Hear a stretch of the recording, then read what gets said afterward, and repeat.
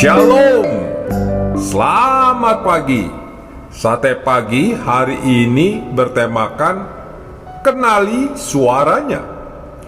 Adapun firman Tuhan terambil dari Matius pasal 4 ayat 1 sampai dengan 11 dan Yohanes pasal 10 ayat 1 sampai dengan 4. Aku berkata kepadamu, sesungguhnya siapa yang masuk ke dalam kandang domba dengan tidak melalui pintu, tetapi dengan memanjat tembok, ia adalah seorang pencuri dan seorang perampok.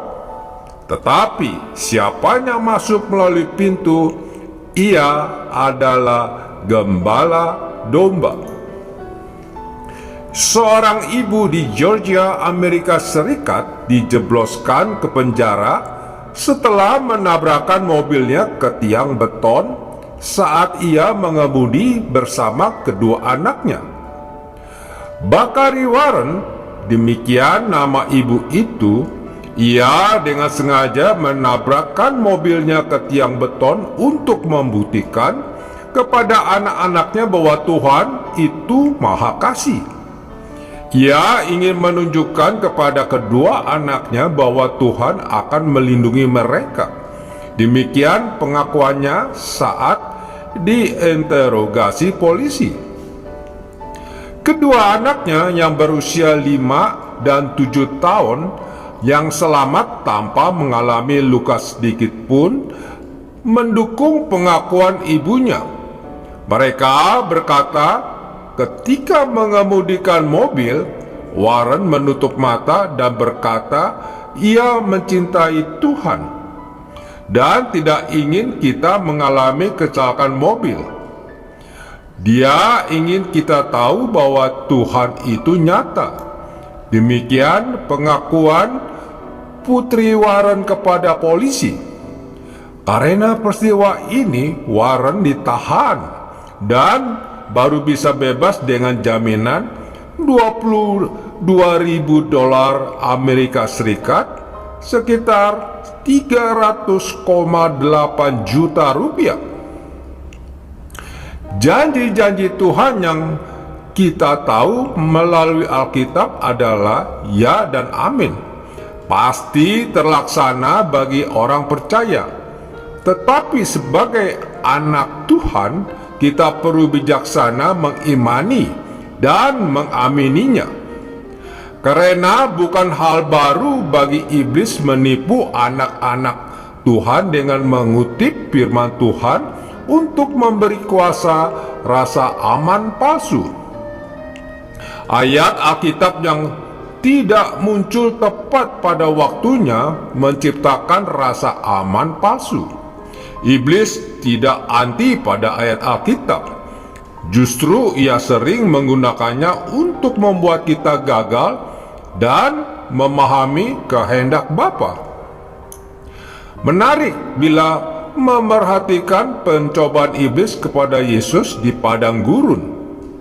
Bisa dibilang iblis datang pada waktu yang tepat, yakni setelah Yesus selesai berpuasa. Di sini yang menjadi sasaran iblis bukanlah perut kosong Yesus. Ia justru menyerang relasi Yesus dengan Bapa. Yesus telah selesai berpuasa.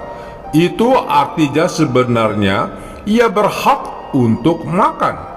Dan iblis mendesak Yesus untuk menggunakan haknya serta memakai otoritasnya sebagai anak Bapa untuk mengklaim pemeliharaan Bapa. Jika engkau anak Allah, demikian iblis membuka perbincangannya. Anak Allah berbicara tentang status dan kedudukan. Bersamaan dengan itu akan datang hak anak Allah berhak mendapatkan pemeliharaan di ayat 3. Berhak mendapatkan jaminan perlindungan dan menikmati fasilitas surga ayat 5 sampai dengan 6. Tetapi iblis gagal karena Yesus tahu bahwa selain anak, ia pun adalah hamba. Sebagai anak, ia punya hak, tetapi sebagai hamba, haknya tidak boleh lebih menonjol dari kewajibannya. Bapa tidak menyuruhnya untuk mengubah batu menjadi roti. Bapa belum berfirman, dan Yesus mengenal suara Bapanya. Karena itu ia menjawab, manusia hidup bukan dari roti saja, tetapi dari setiap firman yang keluar dari mulut Allah. Sebagai anak, kita pun seharusnya mengenal suara Bapa, apa yang menjadi kehendaknya. Jika Tuhan tidak berkehendak, tetapi kita ingin membuktikannya, maka itu namanya mencobai Tuhan. Karenanya, bergaullah setiap saat dengan Tuhan, maka kita akan mengenal suaranya. Amin. Mari kita berdoa. Bapa Surgawi, aku ingin lebih lagi dekat denganmu, sehingga bisa memahami suara dan kehendak-Mu. Masuklah ya Roh Kudus, jadikanlah aku bijaksana. Di dalam nama Tuhan Yesus aku berdoa. Amin.